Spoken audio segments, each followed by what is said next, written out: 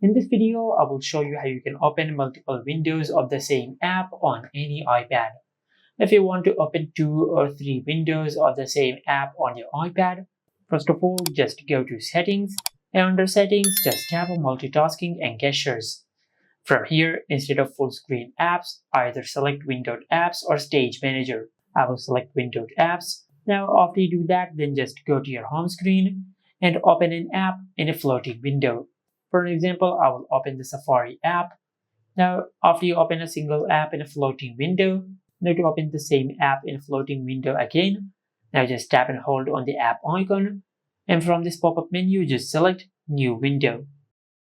After you do that, you will be able to open the same app in a floating window as much times as you want, just like that. But just keep in mind that not all the apps supports this feature. A few apps like the Safari app, the Notes app, and some other apps support this feature. Apps like FaceTime or Messages might not support this feature. And this is it. Make sure to like, comment, and subscribe. Thank you for watching.